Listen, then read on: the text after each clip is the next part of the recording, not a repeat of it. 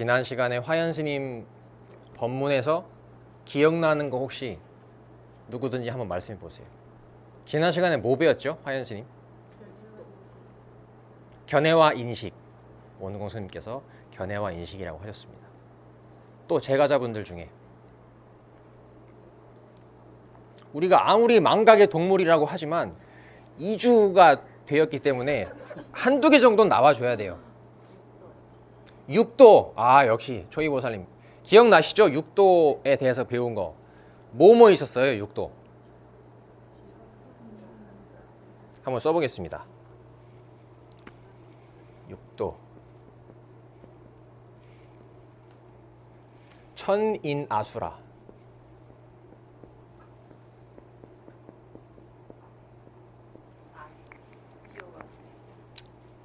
지옥, 악귀, 축생. 처음 이 낱말을 보시는 분도 있을 텐데 한번 복습을 해보겠습니다. 화연 스님께서 천은 뭐라고 하셨는지 법문 들으신 것 중에 기억나는 거 한번 말씀해 보세요. 천이라는 세계는 무슨 세계죠?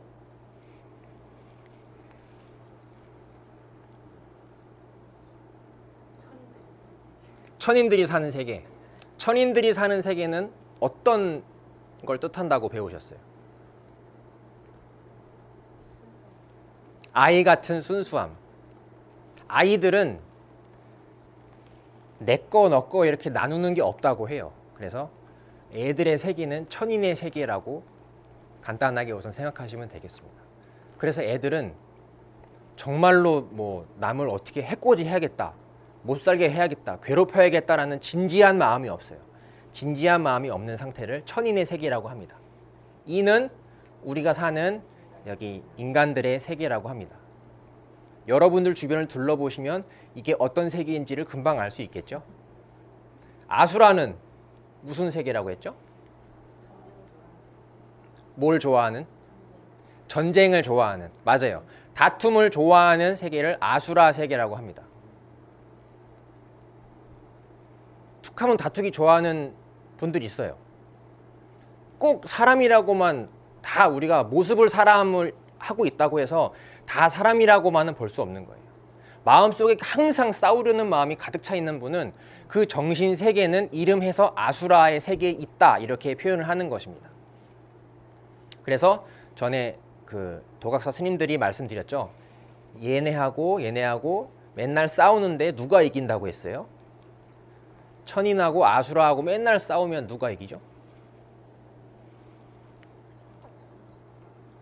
왜 천인이 이길 것 같으세요? 그렇죠. 아이들한테는 옳고 그름의 분별이 없다고 했잖아요. 근데 분별을 하는 인간 중에 거의 탑을 꼽으라면 누가 있겠어요? 여러분이 생각하시는 막 이렇게 머리 굴리고 하는 그 사람 중에 제일 많은 사람 누가 있겠어요? 저기 동그란 지붕 있는데 거기 있는 분들 있잖아요. 국회의원. 국회의원이 꼬마애랑 싸우러 온 거예요. 뭐에 대해서 싸우러 왔겠어요? 이번에 공천 좀 잘 부탁한다고. 애기한테 부탁하는 거. 이번에 좀 잘 밀어달라고. 애가 알아들어요? 못 알아들어요? 백날을 얘기해도, 피를 토하면서 얘기해도 걔를 이긴다는 건 있을 수가 없어요. 왜냐하면 아이한테는 그런 분별의 세계가 없어요. 그래서 천인과 아수라가 싸우면 항상 천인이 이긴다, 이런 말씀이 경전에 나옵니다. 그것을 의미하는 거예요. 지옥은 여러분이 평소에 생각하시는 너무너무 힘든 세계. 그래서 꼭 이번 생을 마치고 지옥에 간다는 그런 것으로 생각하지 마시고, 이 6가지의 세계는 항상 지금 이 순간에 내 마음 상태가 바뀌면 이 세계가 드러난다라고 생각하시면 돼요. 지옥 세계도 그래서 지금 만약에 여러분의 주변 상황이 갑자기 확 바뀌면 이 지옥이 드러나겠어요? 안 드러나겠어요? 그래서 큰 스님께서는 이것을 한문 풀이를 하자면 땅 지자에 감옥 옥자라고 표현을 하셨는데, 땅이라고 하는 것은 우리가 이렇게 딛고 서는 것을 땅이라고 합니다. 우리가 믿음을 두는 곳이에요. 우리는 항상 어디에 믿음을 두고 있냐면 보이는 것에 믿음을 두고 들리는 것에 믿음을 둔다고 합니다. 그래서 감각하는 것을 믿는 것을 지옥 세계에 있다라고 표현하는 거예요. 내가 감각하는 바를 전부 믿는 거예요. 보는 거를 믿고 이게 진짜가 아닐 수도 있지만 그런 생각을 아예 해보질 않는 거예요. 무조건 보이는 걸 믿고 만져지는 것을 믿고 들리는 것을 믿고 내 감각되는 바를 믿으면 그거는 표현을 하자면 어떻게 되냐면 감각에 갇힌다 이렇게 표현을 한다는 거예요. 지옥은 그래서 땅에 갇혀 있다. 땅이라는 감옥에 갇혀 있는데 땅이 다른 것이 아니고 땅은 우리가 믿는 바예요. 믿는 바는 우리의 감각을 얘기합니다. 내가 보고 듣고 믿는 그 감각을 무조건 믿으면 안 된다는 거예요. 그것을 무조건 맹목적으로 믿는 순간 내 감각이 틀렸을 수도 있을 거 아니에요. 틀렸을 수도 있는 걸 내가 아예 배제를 해버리게 되니까 나한테 너무너무 힘든 상황이 된다는 거예요. 그래서 이 감각되는 바를 믿는 세계를 지옥 세계라고 합니다. 악인은 뭐라고 설명 들으셨어요? 욕심, 끝없는 욕심. 그래서 화연 스님이 아마 어떤 비유를 해주셨을 텐데 목구멍이 얼마만 하다고요? 목구멍이 바늘구멍만 하고 배는 얼마만 하다고요? 배가 남산만 하다고요. 너무너무 큰데 이 들어갈 곳간이 엄청나게 큰데 들어가는 목구멍은 바늘구멍만 하다 했어요. 음식물을 이렇게 쌓아놓고 먹기 시작하면은 언제 다 먹겠어요? 아무리 먹어도 배가 안 차고 그러면 어때요? 배가 계속 고파요. 그 마음 상태를 악귀라고 합니다. 대부분 아까 스님들하고 차담할 때도 그 얘기가 나왔어요. 막 베풀고 보시하고 하는 분들은 있는 사람이 더 열심히 하세요? 없는 분들이 더 열심히 하세요? 없는 분들이 더 열심히 하세요. 그 없는 분들은 지금 이 순간에 계속 주고 있기 때문에 준다는 법칙은 어떻게 생겨나냐면 나는 충분하다라는 기억이 있기 때문에 준다라는 거예요. 그래서 없어도 베푸는 사람들은 계속 부자의 기억을 쌓고 있는 거나 마찬가지예요. 왜냐하면 나는 이미 충분하다라는 기억을 계속 집어넣고 있기 때문에. 근데 풍족한데도 안 주는 사람들이 있어요. 안 주면 나는 계속 부족하기 때문에 긁어 모으는 기억을 쌓게 된다는 거예요. 그래서 인색하고 재물이 많지만 나눠주지 않는 사람들은 왜 안 나눠주겠습니까? 나한테 풍족하면 계속 나눠준다고 했잖아요. 부족하기 때문에 안 나눠주려는 마음이 생긴다는 거예요. 그럼 비록 지금은 재물이 많지만 그 사람이 기억에는 계속 어떤 기억이 들어가냐면 난 부족하다라는 기억이 들어간다는 거예요. 거지의 기억을 쌓고 있는 것입니다. 동그란 지붕 있는 곳에도 이분들 많이 있어요. 축생은 우리 주변에 있는 동물들이나 짐승들을 축생이라고 하는데 인간하고 축생하고 차이점은 뭐가 있을까요? 강아지하고 여러분의 차이점이 뭐예요? 감정, 또 분별. 겉으로는 또 생김새도 다르고 방금 감정이라는 말씀도 하셨고 분별하는 말씀도 하셨어요. 경전에서는 뭐라고 하냐면 지혜가 있고 없고라고 표현하세요. 지혜. 지혜는 뭔가 하면 간단히 얘기하면 절제하는 거예요. 나를 돌아볼 줄 아는 마음. 그래서 큰 스님께서 동물은 다이어트를 한다는 일이 있을 수 없다고 하셨습니다. 왜냐하면 동물들에게는 지혜가 없기 때문에 내 스스로를 돌아볼 줄 아는 능력이 없어요. 그래서 지혜의 끈이 끊어지면 몸을 이런 형상을 하고 난 것은 둘째치고 돌아볼 줄 아는 능력이 없기 때문에 우리가 볼 때는 너무너무 안타까운 모습들이 많잖아요. 축생들한테 말을 해도 못 알아듣고 이렇게 하면 편한데 여기로 가야지 줄이 안 꼬이는데 반드시 꼬이는 곳으로 돌아가서 계속 칭칭칭 감겨가지고 자기가 막 자기 목을 쬐잖아요. 우리는 안타까워하지만 걔네는 일부러 그러는 거겠어요? 아니에요. 걔네는 매 순간순간이 진실한 순간이에요. 우리가 볼 때는 안타깝지만 지혜의 끈이 끊어지면 축생의 삶을 살게 된다는 것을 우리는 안타까운 그 삶을 알려주고 있는 거예요. 어떻게 보면 항상 여러분들이 이것에서 배울 수 있는 게 뭔가 하면 공부 안 하면 이렇게 되겠구나 이 생각을 하셔야 된다는 거예요. 반드시 이번 생이 끝나면 바로 다음 생이 이어집니다. 그 증거는 내 바로 지금 판단하는 생각하고 판단하는 것에 기준은 바로 직전까지 내가 살았던 모습이에요. 제가 며칠 전에 2층에서 무슨 영어를 봤는데 영어로 이렇게 마크가 있었어요. 무슨 회사 마크겠죠. 근데 이거를 보고 저는 제일 먼저 무슨 생각을 했냐면, 제가 뭘 좋아한다 했죠? 혹시 아시는 분? 제가 좋아하는 취미. 제가 컴퓨터를 되게 좋아한다 했죠. 저는 그럼 무조건 뭘 봐도 무슨 생각부터 하겠어요? 당연하죠. 왜냐하면 저의 지금 판단을 결정짓는 결정적인 근거는 바로 직전까지 제가 살았던 삶이라는 거예요. 그래서 저는 이거에 대해서, 이거는 뭐 다른 얘기지만 뭐 윈도우 어쩌고 저쩌고 프로그램 이름이 있어요. 제일 먼저 그거부터 생각이 나는 거예요. 근데 제 옆에 있는 다른 스님이 그 생각을 하겠어요? 아니에요. 완전히 다른 걸로 이거를 볼 수가 있겠죠. 왜냐하면 바로 내 지금 판단하는 것에 직전까지 살아온 것을 바탕으로 내가 지금 판단한다는 거예요.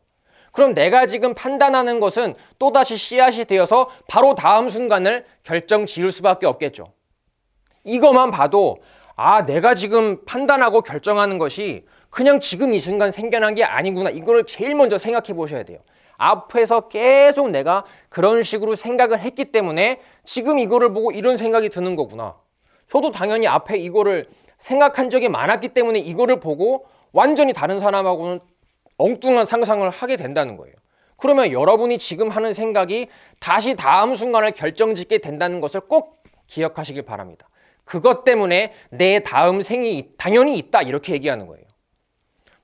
인간의 몸이 없어지고 다음 몸을 받는 것만이 다음 생은 아닙니다. 여러분이 지금 그 사람을 쳐다본다든지 아니면 이 바깥에 있는 세상을 쳐다보고 나름대로 결정한 바가 있을 거 아니에요. 그 결정한 바는 바로 다음 순간에 영향을 주겠습니까? 안 주겠습니까? 당연히 준다는 거예요. 그럼 여러분이 지금 앉아있는 각자 한 분 한 분의 세계가 다 틀리기 때문에 바로 다음 순간에 여러분 앞에 펼쳐지는 산하 대지는 똑같겠습니까? 다르겠습니까? 무조건 다 다르다는 거예요. 누구나 나만의 세계를 살고 있는 거예요. 그래서 내가 겪어온 대로 판단하고 그 판단한 것이 바로 다음을 결정짓게 된다는 거예요. 바깥의 자연에서도 끊임없이 보여주고 있습니다. 분명히 어제 밤에는 하늘이 밝았어요? 어두웠어요? 어두웠어요. 여러분 어제 잠들기 전에는 어두웠습니다. 근데 어제 밤에 여러분이 그 밤 하늘을 보면서 다시는 밝아지지 않을 거라는 절망감에 막 땅을 치고 운 분 있으세요? 오늘이 마지막일 밤일 거라는 생각이 운 사람 없어요. 그것은 다들 무엇을 알고 있는 거예요? 그렇죠. 다시 밝아진다는 것을 알고 있는 거예요. 누가 증명해 주지도 않았는데 내일 반드시 밝아진다라는 것을 내가 실제로 어떤 논리에 의해서 증명받은 적은 없어요. 하지만 쭉 내가 보고 들은 바로는 당연히 어둠이 끝나고 나면 밝음이 온다라는 거 알고 있어요. 그래서 밤이어도 여러분 두렵지 않은 거예요. 목숨이 우선 연장이 되어 있는 이상은 밤이 되었을 때 안도감이 있어요. 내일이 다시 밝아진다라는 안도감이 있어요. 해가 뜨면은 지지만 뜰 때에는 당연히 질 거라는 생각을 하고 있고, 해가 질 때에는 반대로 무슨 생각을 해요? 당연히 뜨겠거니 그거를 밑에서 믿고 있는 거예요. 이미 우리는. 그게 보여주는 게 이렇게 6가지 세계로 끊임없이 바꾸어서 몸이 날 수 있다는 걸 보여주는 거나 마찬가지예요. 나의 생이 끊임없이 해가 뜨고 지듯이 밤이 됐을 때 다시 당연히 날이 밝아오듯이 그것을 계속 밖에서 보여주고 있는데도 나는 믿지를 않는 거예요. 내가 다음에도 이어진다는 사실을. 그래서 불멸책, 도각사에서 나온 불멸이라는 책에 보면 이런 글귀가 나옵니다. 사람들은 해가 뜨고 지는 것을 보면서도, 날이 밝았다가 어두워지고 다시 밝아지는 것을 끊임없이 보면서도 내 생이 계속 이어진다라는 그 윤회라는 것을 믿지 않는다는 말씀을 하셨어요. 이 바깥의 것을 느끼면서 여러분들은 짐작해서 알 수 있는 거예요. 이것은 끊임없는 생을 내가 계속 살아왔었고, 그 끊임없는 생을 살아온 맨 마지막이 바로 언제겠어요? 바로 지금이에요.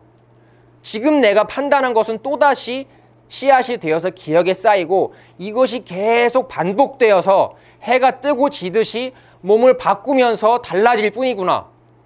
이거는 계속 영원하구나. 그래서 여러분 공부하시는 분들의 마음속에 항상 이 삶이라는 것이 절대 끝남이 없이 해가 뜨고 지는 것을 무한히 반복하듯이 영원히 이어지겠구나. 이 믿음으로 공부를 하셔야 된다는 거예요. 이 여행은 절대 끝나지 않아요. 이번 생이 끝이 아니라는 거예요. 이번 생이 끝이라고 믿으면 너무너무 무서운 일도 많고 해야 할 일도 많고 해야 할 일 많으면 반대로 무슨 일도 많겠어요. 못한 일도 많아요. 할 뻔했던 일도 너무너무 많아져요. 절대로 끝이 아니에요. 왜냐하면 끊임없이 나는 이 6가지를 오가면서 몸만 바꾸어서 기분은 똑같습니다. 무슨 기분으로 똑같이 가냐면 나라는 기분으로 계속 가는 거예요. 기분은 계속 뭐로 똑같다고요? 나로 똑같다고요. 근데 뭐만 바뀐다고 했어요, 방금? 껍데기만 바뀌는 거예요. 껍데기만 바꾸면서 쭉 가는 거예요. 나라는 기분으로. 그러면 나라는 기분으로 쭉 영원히 가는 이 입장에서 죽는다는 일이 있어요, 없어요? 만약에 천인의 몸을 받았다가 천인의 인연이 다해서 인간으로 떨어지게 되었다. 그럼 우리가 볼 때에는 천인이 죽었다라고 표현을 하지만 지금 다시 어디로 나왔어요? 인간으로 나왔죠. 죽은 거예요? 아니에요. 껍데기만 바꾼 거예요. 그럼 천인이 인연이 다해서 끊어지고 인간으로 났다 하더라도 겉모습은 바뀌었지만 기분은 똑같이 나고 여기서 일로 왔으니 이건 죽은 게 아니고 옮겨온 거나 마찬가지라는 거예요. 이 믿음을 항상 가지고 계시길 바랍니다. 나는 절대로 끝나지 않는구나. 나는 절대 죽을 수 없구나. 이 가슴으로 도각사에 항상 왔다 갔다 하시는 거예요. 여기 오고 가는 운전하고 오셨다가 가시는 길에 사고가 안 난다는 보장이 있어요, 없어요? 없어요. 세상에 그런 건 없어요. 한 10억짜리 보험 들면 괜찮을까요? 정면 추돌을 했을 때 큰 스님께서 얼마 전에 말씀하셨습니다. 전광판에 안전띠 미착용 시 80% 사망. 무슨 뜻이겠어요? 거기서 뜻한 거는 여러분이 생각하는 그 뜻이겠지만 스님들은 그런 얘기를 보면은 이 트집 잡을 거 투성이에요. 전신의 80%만 죽는다고 하셨어요. 큰 스님께서. 항상 20%는 산다는 거예요. 아무리 정면 추돌을 해도 몸의 20%는 살아있어요. 지옥이에요. 뭐 하자는 거냐고 저 말귀를, 글귀를 저런 식으로 짓냐고 그런 말씀 하셨어요. 근데 그런 상황이 온다 하더라도 여러분의 믿음에 무엇이 있느냐가 바로 그 사고 나는 순간에 딱 떠오르는 게 제일 먼저 그런 거라는 거예요. 보만 스님이 전에 법회 때 말씀하신 적 있죠. 예전에 차 사고가 났었는데 제일 먼저 떠오르는 생각이 뭐라고 하셨어요? 기억나세요? 딱 사고 나는 순간 몸이 막 잘못된 것보다 제일 먼저 떠오른 게 뭐라고 하셨어요? 제가 방금 힌트를 드렸습니다. 몸이라는 말을. 맞아요. 그때 보만 스님께서 뭐라고 하셨냐면 큰 스님께 법문을 들은 게 떠올랐다는 거예요. 그 법문이 뭐였냐? 몸이 내가 아니라고 알려주셨지. 이 말씀이 떠올랐다고 하셨어요. 그 법문을 안 들었으면 10억 보험을 들었어도 제일 먼저 그 사고 날 때 무슨 생각이 들겠어요? 잘못된다는 생각이 제일 먼저 든다니까. 내가 잘못된다는 생각. 얼마나 처절해요, 그 순간이. 분명히 나는 행복한 곳을, 기쁜 사람들이 모이는 곳을 향해 가고 있었는데 전혀 생각하지 못한 사고가 언제든지 날 수는 있는 거예요. 근데 그 나는 순간에 내 기억이 법문으로 들어간 기억이 아니고 세상에서만 살던 기억이라면 무조건 너무너무 두려운 마음으로, 만약에 거기서 목숨이 끝난다면 너무너무 두려운 게 내 마지막 모습이 된다는 거예요. 근데 제가 아까 이 생이 계속 반복된다고 말씀드린 것처럼 내 그 마지막 견해는 씨앗이 되는 게 제일 중요해요. 내가 그 차 안에서 겪었던 마지막 순간에 두렵다는 그 모습은 다음 순간을 어떻게 만드냐면 두려울 수밖에 없는 곳에 나는 원인으로 만드는 거예요. 그래서 스님들 말씀을 들으면서 이 공부하는 것은 지난 시간에 화연 스님께서 말씀하셨습니다. 이곳은 팔자를 여기서 바꾸는 곳이 아니라 하셨어요. 여긴 준비를 하는 곳이라는 말씀을 지난 시간에 하셨습니다. 뭐라고 했죠? 일생보처.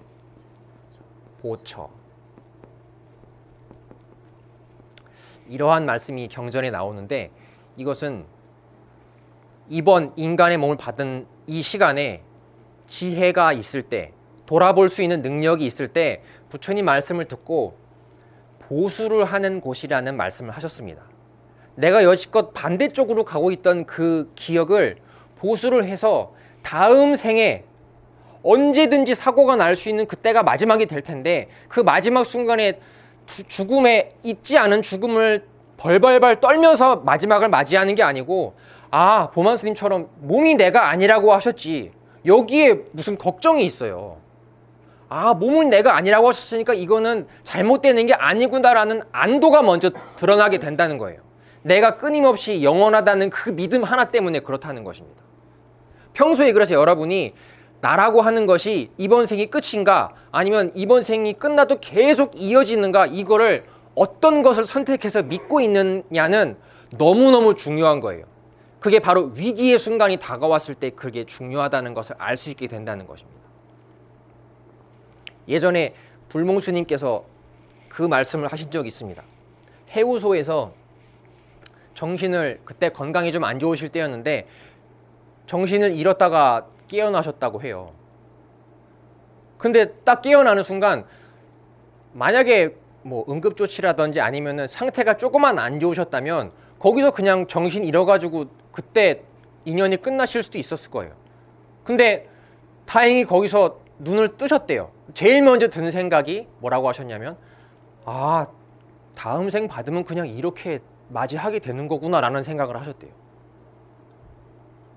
기절할 때 기절하는 순간에 아, 이게 내가 마지막 보는 모습이니까 나는 정리를 다 끝냈어. 아, 이제 편안하게 기절을 해도 되겠구만. 이러고 기절하는 사람이 있어요?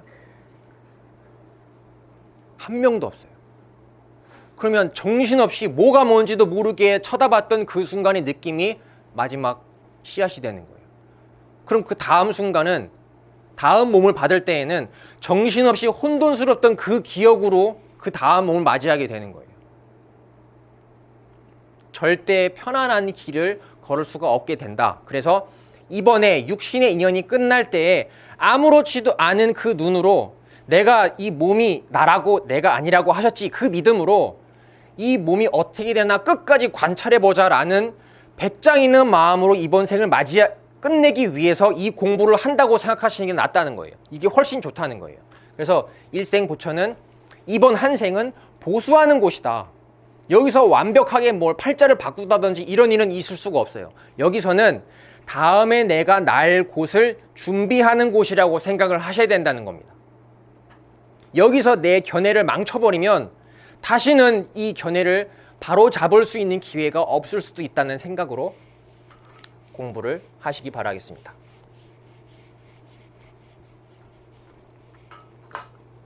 오늘은 여러분에게 어떤 내용을 한번 알려드리려고 했냐면 팔상성도라는 부처님의 일대기가 있습니다. 팔상성도. 혹시 팔상성도에 대해서 처음부터 끝까지 쫙 얘기할 수 있는 분 손 들어보세요. 그럴 줄 알았어요. 오늘 배우면 됩니다. 이것은 꼭 외워야 하는 바는 아니지만 여러분이 알고 계시면 다른 분들하고 이야기를 할 때 우리가 가르침을 받고 시아본사 석가모니 불이라고 하는 것처럼 저희의 스승님이신 위대한 그 스승님이 걸어가신 발자취는 여러분이 알고 계시면은 좋다라는 생각으로 배우시면 되겠습니다. 몇 가지겠어요? 네, 8가지로 나누어져 있습니다. 도솔,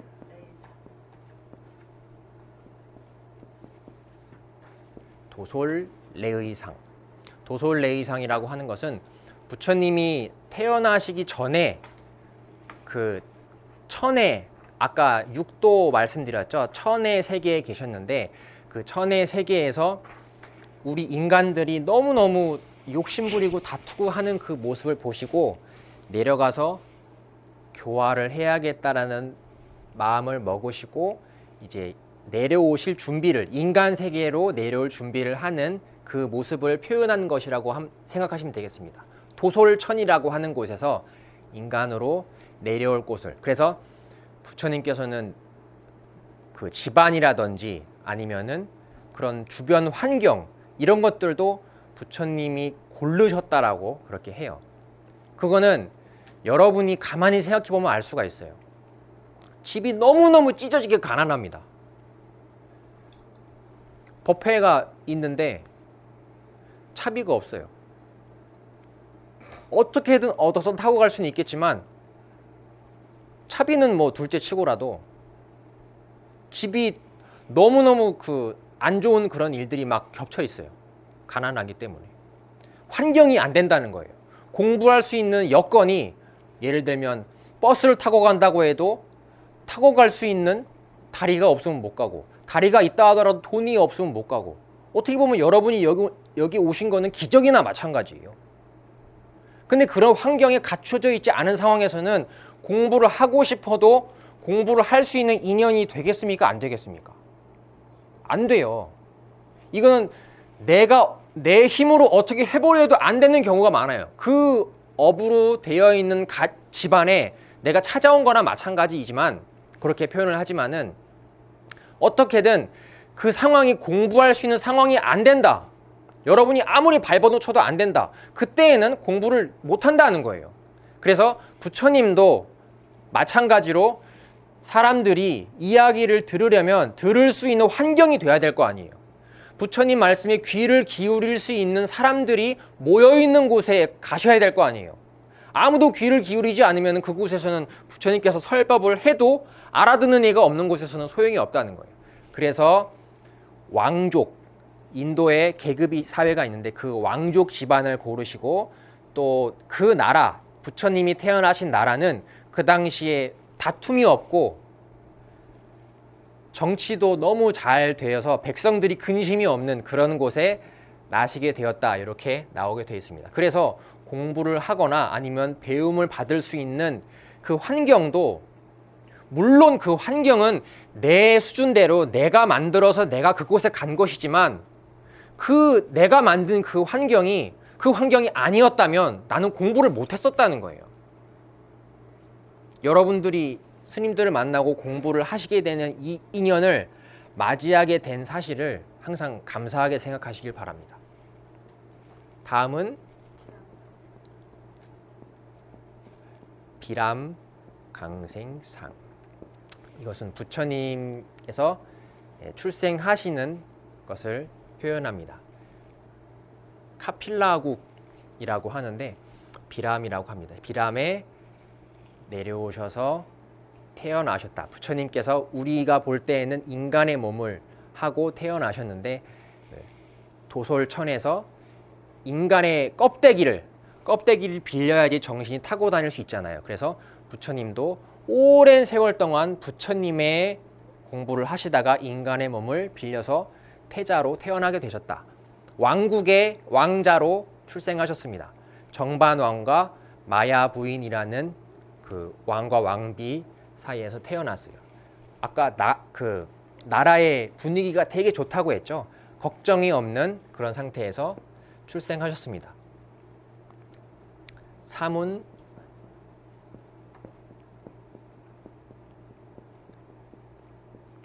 이게 지난 시간에 화연 스님께서 법문해 주셨던 기억나시죠? 동문, 남문, 서문에 가서 고통을 직접 보셨다. 그래서 여기서 네 문을 돌아다니면서 삶이라고 하는 거에 너무 힘든 모습을 보시고 출가할 마음을 내게 되셨다. 마지막에 북쪽 문에 있는 수행자를 만나고 생사를 해결하는 방법이 있을 수 있다는 얘기를 듣고 집에 돌아가서 왕궁에 돌아가서 정반왕께 쪼르기 시작합니다. 제가 출가를 하려고 합니다. 여러분이 정반왕이라면 이제 무슨 마음이 드시겠습니까?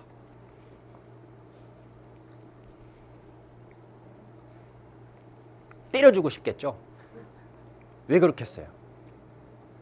우리 왕국이 번성을 하려면 이 태자가 내 왕위를 이어야 될 거 아니에요. 안 그러면 나라가 망하는데. 그리고 이 내 지금 누리고 있는 권세와 영화를 계속 이어가려면 아들이 그걸 이어받아야 하는데 안 이어받겠다는 소리를 하는 거잖아요. 출가는.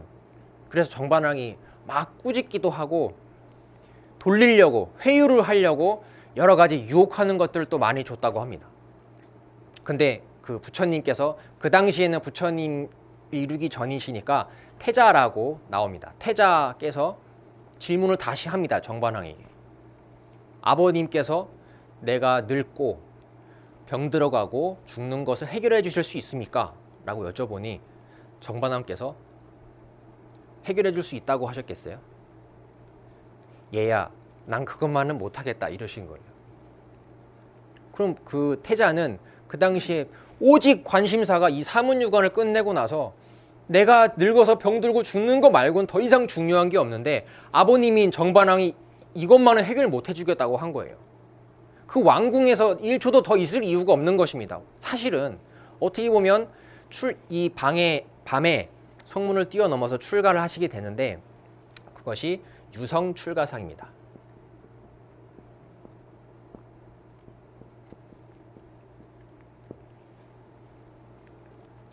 태자는 자기의 그 늙고 죽음을 해결할 수 있는 수행자를 여기서 만났잖아요. 사문에서. 북쪽 문에서 수행자를 만났기 때문에 이제 출가를 해서 제일 먼저 머리를 자르시고 그 수행자의 무리를 찾아가서 배움을 청하게 됩니다. 그래서 부처님께서 깨달음을 얻으시기 전에도 몇 명의 스승을 만나셨어요. 그 당시에도 많은 공부를 하는 무리들이 있었는데 신을 섬기는 무리들이 있었어요. 불을 섬기는 무리도 있었고 물을 섬기는 무리, 지금 생각하면 제사장처럼 생각하시면 되는 거예요. 그런 곳에 찾아가서 유명한 스승들을 만나서 물어보고 대답하고 했지만 부처님 그 태자의 견해를 만족시킬 수 있는, 굴복시킬 수 있는 분이 없었어요. 그래서 그 스승님들도 다 결국에는 태자 앞에 무릎을 꿇었다라고 합니다. 유성출가상.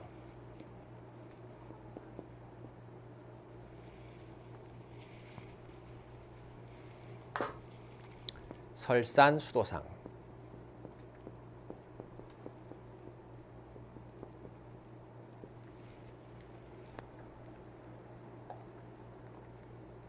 설산은 히말라야 산인데 거기서 부처님께서 유성출가상, 출가를 하신 뒤에 많은 스승들을 만나면서 이 궁금증을 살아간다는 이 힘든 거에 대한 궁금증을 왜 죽어야만 하는지에 대한 궁금증을 또한 해결해 주는 분을 못 만난 거예요. 그 공부를 하시는 과정이 히말라야에서 수도를 하는 과정입니다.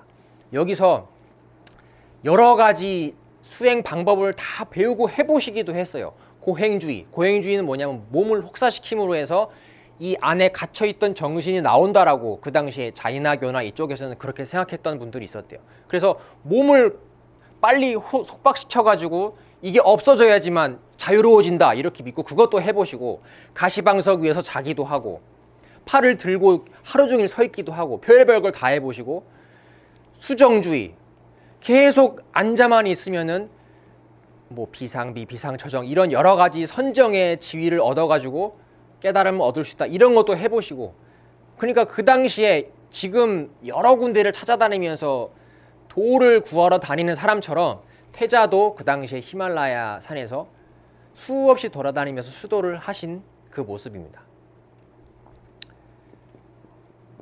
그 다음이 수와 항마상.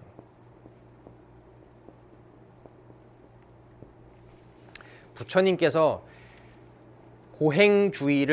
고행하는 것을 중단하시게 된 그 계기가 있었어요. 몸을 괴롭히는 것이 이 정각을 이루는데, 깨달음을 이루는데 도움이 된다고 믿고 그렇게 몇 년을 하셨는데, 이것은 태어나서 늙고 병들어서 죽는 것을 해결하는 데 도움이 되지 않는다라는 결론을 내리신 거예요. 고행주의가. 그래서 고행을 중단하시고, 그 당시에 여러분이 아마 보신 적이 있을 텐데, 이 부처님 불상 중에 빼빼 마른 상이 있어요. 갈비뼈만 있고 배는 볼록 나와 있고 등과 배가 딱 붙는다는 표현이 정확할 정도로, 왜냐하면 하루에 밥알 하나 정도 드시고 수행을 하시니까 계속 몸을 고행시키는 것으로 몇 년을 보내셨는데, 이것은 아무런 도움이 되지 않는다라고 결정하시고 우유죽을 드시고, 기운을 차리셔야 되니까 우유죽을 받아 드시고 보리수 나무 아래에서 참선에 들어가셔서 그때 깨달음을 얻으시는 모습이 잘못 썼네요. 수하항마상. 수하가 이제 보리수 나무 아래입니다. 저희 여기 사단법인 이름이 사단법인 보리수거든요. 보리수가 그 부처님께서 깨달음을 얻으신 나무 아래를 수하 이렇게 표현을 합니다. 항마는 뭐냐면 마왕을 항복시킨다 이렇게 표현을 합니다. 부처님께서 그 보리수나무 아래에서 깨달음을 얻으실 때 마왕이 몰려왔다고 해요. 그 마왕은 여러분에게 항상 닥쳐오는 수만 가지 생각들을 뜻합니다. 그래서 마왕 파순이라고 표현을 하는데, 이런 게 바로 마왕이에요. 저 사람한테 사과를 해야 되는데 제일 먼저 눈치가 보이는 거예요. 무슨 눈치가 있겠냐면, 내가 여지껏 저 사람한테 했던 가오가 있고, 또 사람들이 나를 쳐다보고 있는 그 눈치들이 있어요. 바로 가서 했으면 되는데 때를 놓친 거예요. 때를 놓쳤다는 것도 물론 내 생각이에요. 내가 때를 놓쳤다는 생각 때문에 주저하게 되고, 주저하게 되니까 마음속에 불편함이 엄청나게 많아져요. 그 사람이 있는 그 주변의 오라 근처에도 못 가게 되는 거예요. 저 사람이 만든 게 아니고 내가 그 생각 때문에, 내 생각 때문에 그렇게 어렵게 된다는 거예요. 그걸 마왕이라고 합니다. 그래서 마왕 파수는 바깥에 있는 게 아니고 내 생각이에요. 내 생각을 내가 믿으면 그건 마왕한테 굴복을 하는 거예요. 절대로 여러분의 생각을 믿으시면 안 됩니다. 여러분의 생각은 전부 다 가짜예요. 나중에 말씀드리겠습니다. 수하항마상.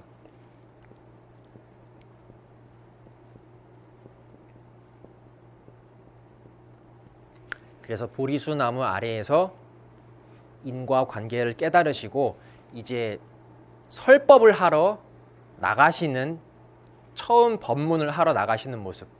법문이 뭐냐면 이제 부처님께서 말씀을 하시는 것을 사람들한테 펴야 될 거 아니에요. 그 나가서 말씀을 처음 하시는 것을 초전법륜이라고 하는데, 초전법륜, 이런 경전도 있습니다. 초전법륜. 녹야원이라는 그 사슴 녹자를 쓰는데, 녹야원이라는 곳에서 처음으로 법문을 펴기 시작하셨다. 처음 법문을 들은 그 제자는 누구였냐면, 부처님께서 여기 설산수도 히말라야에서 수도하시기 전에 같이 공부를 하던 비구 5명이 있었습니다. 5명의 스님이 제일 먼저 생각이 나신 거예요. 그때 같이 도반으로서 공부를 했지만 다시 깨달음을 이루고 나서 제일 먼저 생각나는 건 같이 공부를 했던 이들이 생각나는 거예요. 그래서 이 5명의 비구들에게 전법을 하게 된다. 그것이 노건 전법상입니다. 사실 그 5명의 비구 이전에 더 먼저 생각난 사람들이, 부처님께서 아까 출가를 하시고 몇 명의 스승을 거쳐갔다고 했잖아요. 그 스승님들이 먼저 생각이 났다고 해요. 근데 그 스승님들은 부처님보다 연세가 더 많으셔서 이미 돌아가신 뒤였다는 것을 아시고 나서, 그러면 같이 공부했던 5명의 비구부터 제도를 해야겠다. 그래서 그 5명의 비구가 초전법륜에 참여한 비구입니다. 그 5비구 중에 나중에 부처님 제자가 된 분이 교진여라는 제자가 있어요. 나중에 그 부처님 제자 한번 책 같은 데 보실 때 교진여라는 분이 이 노건전법상 초전법륜 할 때 5비구 중에 한 명이 교진여라는 제자입니다. 교진여는 그래서 이때 부처님께 바로 예배를 드리고 부처님의 제자로 들어오게 됩니다. 마지막으로 쌍림 열반상.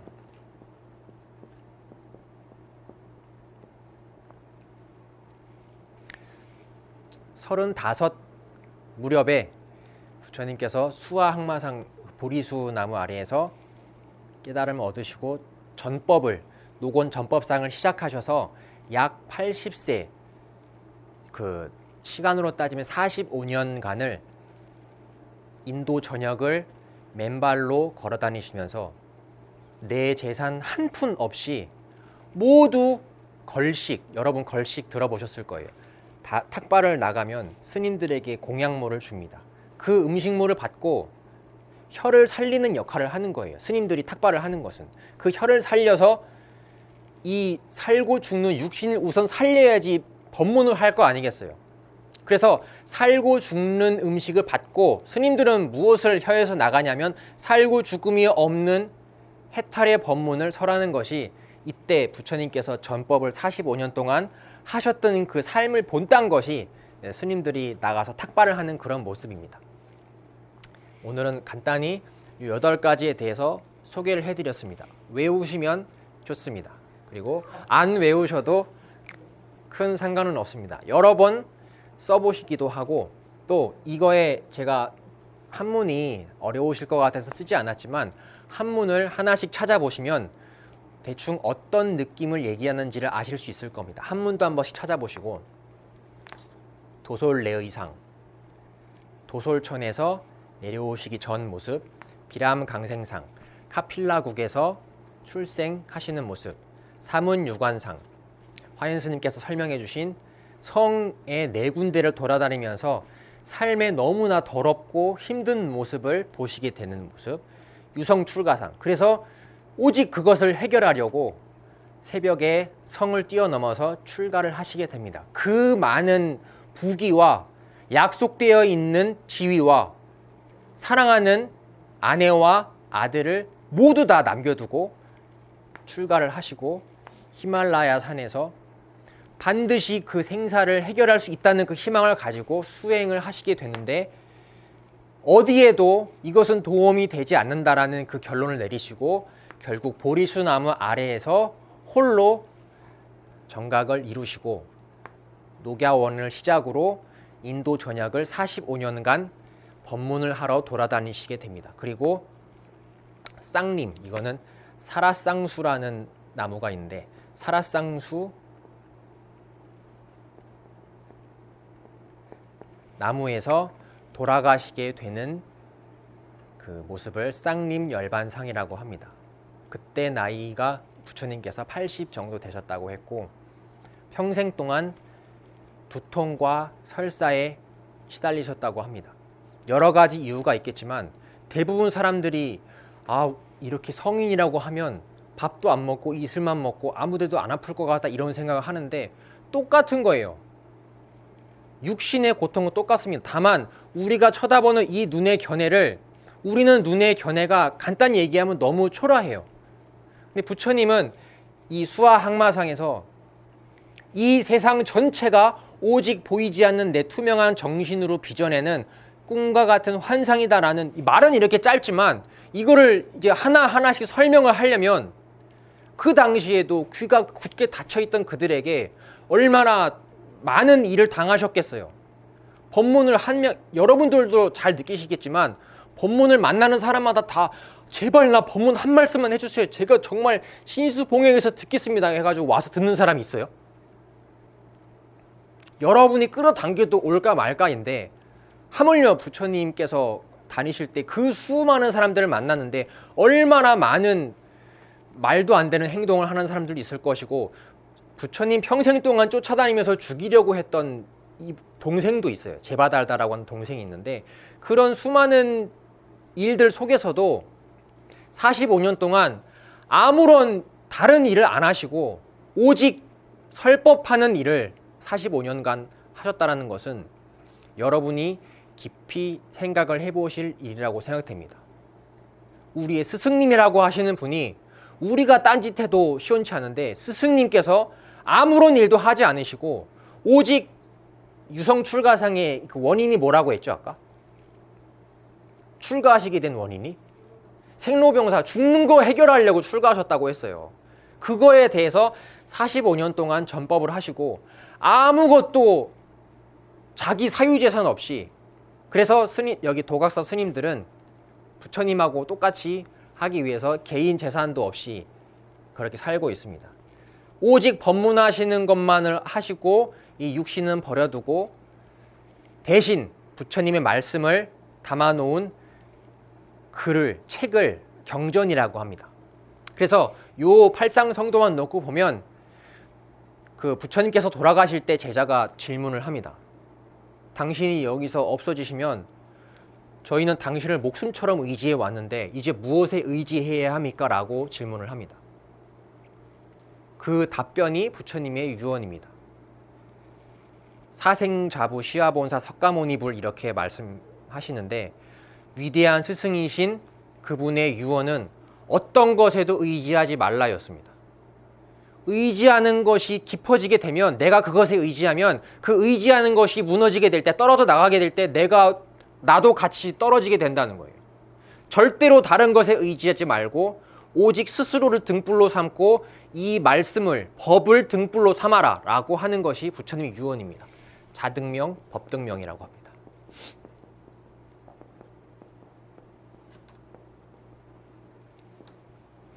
그래서 도각사에서 공부하시는 여러분들도 의지하고 빌고 기원하고 기도하고 그랬던 것이 여지껏 여러분들이 혹 내가 모르던 때에는 무조건 누군가가 이거를 들어주시겠지, 그것이 부처님이라 하더라도 부처님께서 이것을 해주시겠지, 이런 모습이 어떻게 보면 의지하는 모습이에요.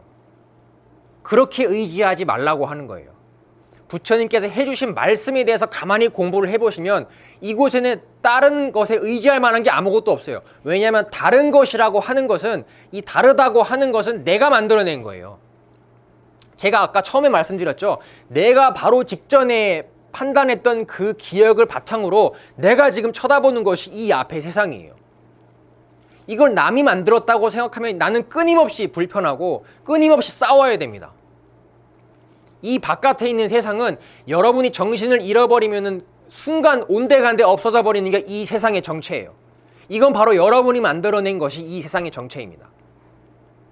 내가 나를 어떻게 의지하겠어요? 그냥 이거는 나 혼자만 느끼는 것이구나, 이렇게 바라보시면 된다는 거예요. 어떻게 비유를 하셨냐면 꿈과 같다, 이렇게 비유하셨습니다. 부처님께서. 꿈은 누가 만들어내는 거예요? 꿈속에 나오는 광경은 누가 만드는 거예요? 거기서 도망치는 건 또 누가 도망치는 거예요? 다 나예요. 맞아요, 다 나예요. 꿈속에 있는 거는 대상도 나고 내가 만들었으니까, 쳐다보는 놈도 나고 무서워하는 놈도 나예요. 여기서 지금 이 자리에서 여러분 정신 잃으면 금방 목석처럼 피 꼬꾸라질 수밖에 없어요. 그럼 몸이 사는 거예요? 지금 몸이 앉아 있는 거예요? 누가 뒤통수를 세게 쳐가지고 여러분 기절해버리면 몸이 있는 줄 알겠어요? 모르겠어요? 몸이 앉아 있다는 사실 절대 알 수 없다는 거예요. 그럼 몸이 사는 거겠어요? 보이지 않는 정신이 사는 거겠어요? 정신이 사는 거예요. 정신이 산다는 것을 믿고 도각사 스님들의 법문을 천천히, 급하게 생각하지 마시고 천천히 생각하시고 따라오시라는 말씀을 드리겠습니다. 참고로 날짜가 있는데 이것도 외워놓으시면 좋습니다. 저는 저희 행자 교육할 때 어떻게 외웠냐면 48, 28, 12, 8, 25 이렇게 외웠어요.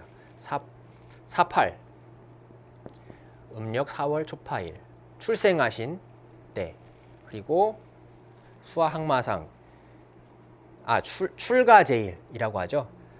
2월 8일, 그리고 깨달음을, 수화항마상에서 깨달음을 얻으신 때 12월 8일, 그리고 쌍림 열반상 열반제일이 2월 15일, 25 이렇게 외우시면 됩니다. 어떻게 외우라고요? 그렇죠. 날짜가 당장 기억이 안 나더라도 이어서 외우면 기억이 잘 나요. 48, 28, 12, 8, 25 이렇게 외우시면 됩니다. 오늘은 제가 준비한 것은 여기까지 하고, 또 여러분에게 말씀드리고 싶은 불멸책을 오늘 가지고 왔는데, 그 불멸책에서 읽어드릴 부분 조금 읽고 같이 생각해보고 마치겠습니다. 그 전에 앞서서 아까 여기 스님들하고 같이 차담을 하면서 그 얘기가 나왔습니다. 도반이라고 하는 것에 대한 얘기가 나왔어요.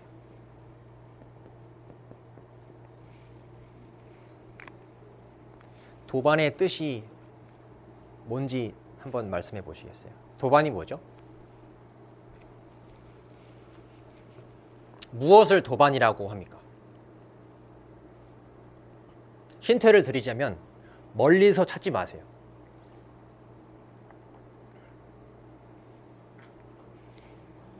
여기 계신 여러분들이 도반이에요.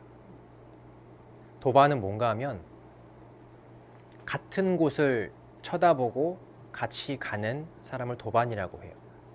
그래서 부처님 말씀을 같은 부처님 말씀을 쳐다보면서 여러분들은 사실 여기 피가 한 방울도 섞이지 않았잖아요. 하지만 피가 섞인 존재들보다 훨씬 더 가까워질 수 있는 분들이 도반이에요. 그래서 진정 도를 공부하고자 한다면 이 공부는 스님들 입장에서는 아까 보만 스님이 그 말씀을 하셨습니다.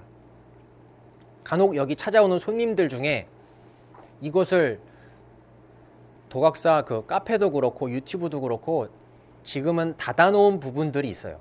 예를 들면 큰 스님께서 하신 경전에 대한 내용은 바로 내보내지는 않고 저희들이 나중에 출간이나 이런 것으로 준비하기 위해서 아직 내보내지 않고 있습니다. 그거에 대해서 이제 불쾌한 마음을 표현하고 가시는 분들 되게 많아요. 왜 스님들이 자비심이 없이 법문을 하면은 그걸 다 공개를 해야지, 해주는 사람이 있고 안 해주는 사람이 있고, 이런 말씀을 하십니다. 보만 스님이 그 말씀 하셨습니다. 우리는 목숨을 걸고 배운 건데 이거를 왜 공짜로 알려주냐는 거예요.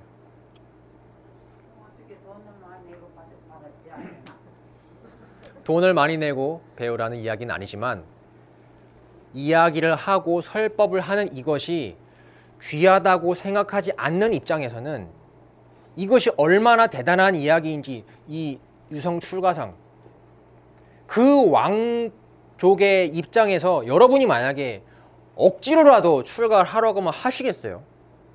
자의로 하신 거예요. 근데 아까 제가 인도 그 태어나실 때 왕족에 태어나셨다고 했는데 엄청나게 가난한 곳에 만약에 태어나셨다면 출가하실 일도 만약에 없었겠죠. 왜냐하면 이런 사문유관을 볼 일도 없고 그런 찌들어서 힘들어서 죽는 삶이 당연하다고 여기는 삶을 사셨기 때문에 그런 삶에서는 이거에 대해서 의문을 가질 일도 없는 거예요. 어떻게 보면 딱 부처님이 출가하시기 맞는 곳에 태어나신 거라고 밖에는 볼 수가 없어요. 근데 우리가 볼 때에는 이걸 어떻게 버리고 나오겠냐는 거예요. 우리는 이거를 지금 이야기로 혹은 그냥 8가지의 어떤 단계로 우리가 모시는 스승님이니까 외워야 된다는 마음으로 외울 수도 있지만 여러분이 이 입장에 처했다고 하면 가만히 생각을 해보시라는 거예요. 아무런 그 걸림이 없이 보장이 돼 있는 삶이 왕의 아들이고 주변에 얼마나 많은 부귀가 있겠어요. 얼마나 많은 향락이 있고 말 한마디면은 나라 전체가 바뀌는데 아니 그거를 마다할 사람이 세상에 몇이나 되겠냐는 거예요. 근데 그거를 무시하게 만든 것이 너무너무 힘들었던 것이 늙어서 병들고 죽는 게 나한테 찾아온다는 거에 대해서 너무너무 슬픔을 느끼시고 이거를 해결하기 위해서 공부를 시작하셨다는 거예요. 이러한 간절함이 과연 나에게 있는 것인가? 여기를 찾아와서 반문하시는 그런 분들에게 과연 이런 간절함이 있는 것인가? 거기에 대해서는 보만 스님께서는 그런 답변을 해주신 거예요. 항상 그래서 이 공부는 간절한 사람이 훨씬 금방 알아듣습니다. 아까 처음에 육도 윤회 얘기하면서 아이들은 천인의 세계라고 했잖아요. 제가 옛날에 꼬마애들 템플스테이 하면서 오온이 공하다는 말을 설명을 해주고 싶었어요.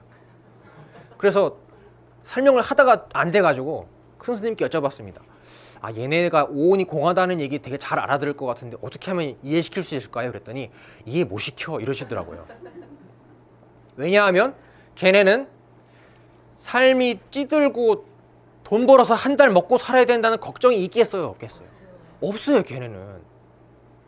옛날에 뉴스에 어떤 8살짜리 꼬마가 나와가지고 그 당시가 되게 폭염이었어요. 날씨가 덥다 이 뉴스였는데 걔 8살짜리가 인터뷰를 한 거예요.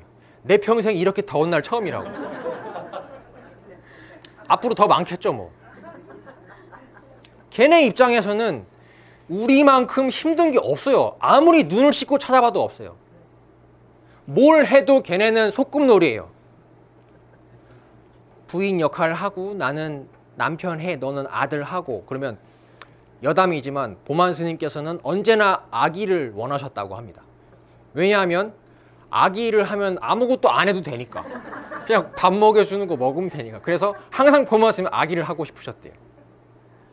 어쨌든 그렇게 애들이 무조건 다 뭘 해도 소꿉놀이를 하는 것처럼 우리는 그 마음이 안 된다는 거예요. 왜냐하면 우리는 아이들처럼 진지함이 없는 상태가 아니고 진지함이 되게 많아요. 진지함이 많은 세계를 악한 세계라고 합니다. 도반은 지금 여기 같이 공부하러 오신 이분들이 도반이에요. 여러분 오늘 한 분 한 분 다 차 사고 안 나고 오셨잖아요. 그죠? 그래서 여기 같이 우선 앉아 계신데 가족이나 사랑하는 친지들보다 훨씬 더 가까이 하고 아껴줘야 할 것은 진정 도를 공부하고자 한다면 같이 공부하고 있는 도반을 아껴주셔야 된다는 이야기를 꼭 드리고 싶었습니다.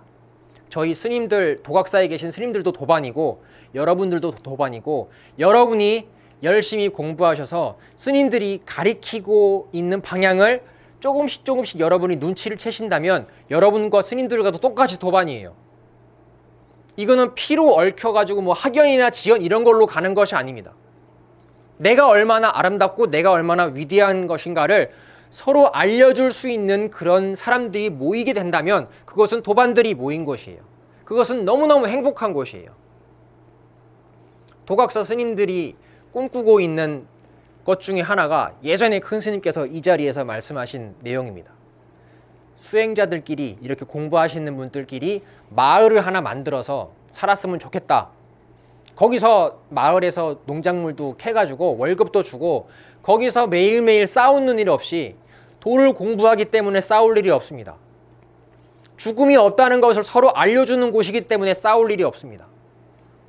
전부 다 아이처럼 소꿉놀이 하는 마음으로 살기 때문에 그곳엔 싸울 일이 없는 거예요. 싸울 일이 없는 곳에 있다는 것이 얼마나 행복한 일일지 몰라요. 불화가 재앙이나 액난이 닥쳐오지 않는 것이 바로 행복이에요. 뭔가 당첨되고 지금보다 더 불어나고 절대 이건 행복이 아니에요. 지금 나한테 병이 없고 두려움이 없고 힘든 일이 걱정이 없다는 그거 자체가 행복이에요. 근데 엄청나게 많은 분들 여기 계신 분들도 다 포함이에요. 지금 걱정이 없는 상태인데도 이것을 행복이라고 절대 알지를 못하는 거예요. 그게 행복이에요. 걱정이 없는 것이 바로 행복이에요. 무언가를 나한테 더해서 풍족하게 된다면 그것이 잃어버리는 고통이 그만큼 크게 됩니다. 그것은 절대 행복이 아니에요. 나한테 잃어버릴 일이 없으면 슬퍼할 일도 없겠죠. 그것은 걱정할 일이 없는 것이고 그것을 행복이라고 이야기하는 것입니다. 우리가 밖에서 얘기하는 행복이라는 말하고는 많이 틀리다는 거예요. 부디 절에 오시는 분들은 내 걱정을 없애기 위해서 그리고 그 걱정이 없는 공부를 하기 위해서 모인 사람이 내 옆에 있는 도반이기 때문에 도반을 항상 아껴주시고 목숨보다 더 중요하게 여겨야 될 분들이 도반이라는 것을 꼭 명심하시기를 바라겠습니다. 오늘 팔상성도 법문은 이것으로 마치고 마지막으로 또 이 팔상성도 말고 다른 부분에 대해서 질문 사항이 있으면 받고 마치겠습니다. 우선 오신체에 대한 얘기는 그 보디빌딩 방금 말씀하셔가지고 그거 얘기하고 조금 이따가 또 드리겠습니다. 우선은 거사님께서 지금 몸이라고 하는 거에 대해서 어떻게 보면 잘 유지하고 키워나가는 쪽으로 공부를 하고 계신 입장인데 그 눈을 조금씩 그게 급하게 바뀔 수는 없어요. 왜냐하면 내가 계속 유지해오던 속력이 있기 때문에 갑자기 브레이크를 잡으면 그 바닥에 마크가 찍히는 것처럼 부작용도 많이 생기게 된다는 거예요. 그래서 밥을 뭐 많이 드시는 것도 이거를 과연 내가 이 밥을 무엇을 위해서 먹나를 한번 잘 생각해 보세요. 우선은 거사님이 지금 목표하시는 어떤 바가 있을 거 아니에요. 근데 그것 말고 목표를 또 딴 걸 잡으셔봐도 되는 거예요. 어떤 목표가 있을 수 있겠냐면, 내가 아까 스님께서 도반이라는 얘기도 하시고 부처님께서 아까 45년 동안 설법을 하셨다고 했는데, 이 목표가 만약에 거사님이 생기신다면, 내가 사람들한테 부처님이 겪으셨던 것처럼 태어나서 살아간다는 것 자체가 너무 힘든데 이게 내가 힘들다라는 그 긍정이 간다면, 이거를 해결하신 분이 부처님이니까 이 말씀을 한번 잘 들어보고 내가 이 얘기를 들어서 기뻐지면 이 얘기를 해줘야겠다. 이게 목표가 바뀔 수도 있다는 거예요. 그럼 거사님 목표가 어떻게 보면 그걸 법사라고 하거든요. 법사 들어본 적 있으세요? 마법사 말고 법사라고 하는데 법을 설하는 스승이라는 뜻입니다. 거사님 이 입에서 부처님이 말씀하신 법문이 나오는 날이 없을 거라고 장담할 수 있으세요?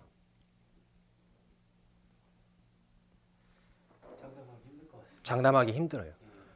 거사님이 이 자리에 서서 제가 오늘 한 것처럼 부처님 말씀을 얘기하고 있을 날이 절대로 안 온다라는 보장은 없다는 거예요. 저희가 교도소에 가서 그분들한테 목표를 세우라고 말씀드립니다. 그 목표가 무조건 출소하면은 도각사 오시겠다는 분도 많고 한데, 도각사 가는 게 목표가 아니고 이 앞에 서서 남은 여생 동안 보낼 것은 사람들이 주시는 공양을 받아서 아까 혀를 살린다고 말씀드렸잖아요. 음식은 이 혀를 놀리는 데만 쓰는 거예요.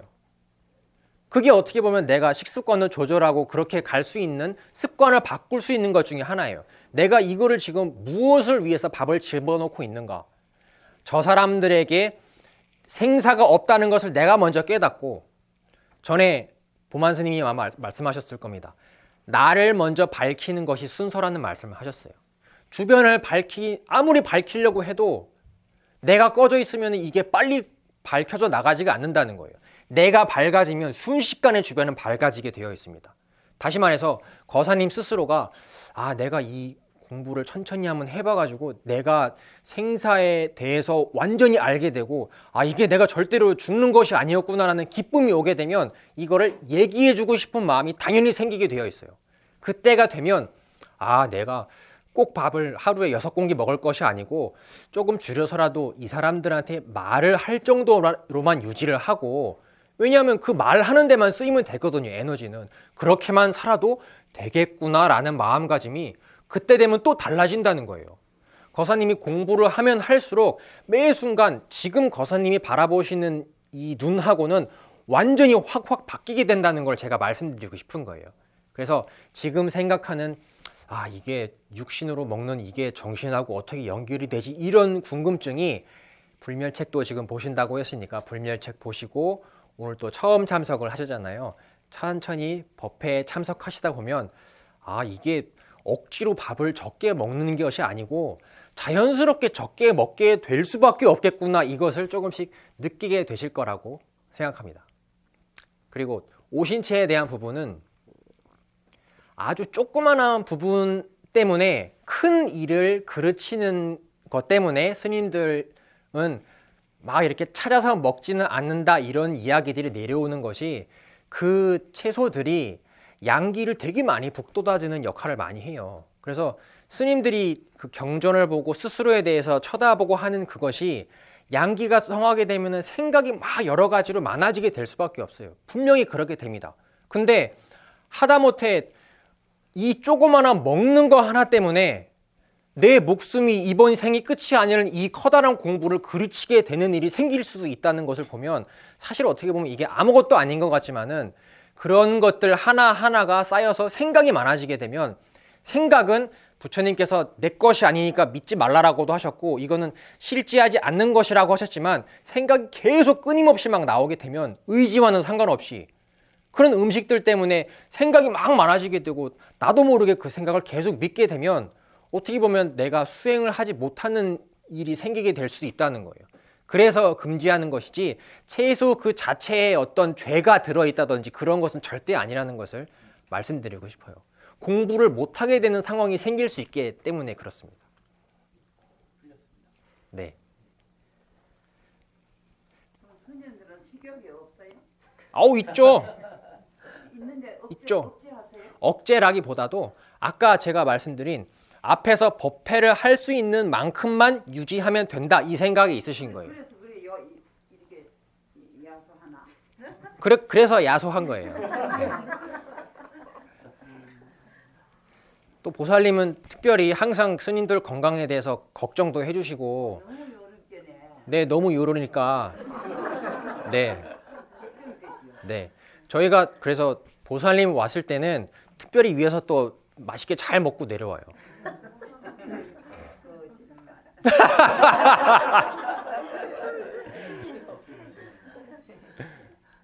또 궁금한 거 있으신 분 있으십니까? 도솔레의상, 피람강생상, 삼운유관상. 다른 분도 생각나시면 말씀해 보세요. 삼운유관상. 삼운유관을 했으면 생로병사에 대해서 해결을 해야 되니까 유성출가상. 출가하신 뒤에 그렇죠. 설산수도상. 그렇죠. 보리수나무 아래에서 마왕을 항복받는 수화항마상. 노권전법상. 그렇죠. 쌍림 열반상. 이것을 팔상성도라고 합니다. 오늘 법문은 이것으로 마치겠습니다. 더운데 다들 고생 많으셨습니다. 수고하셨습니다.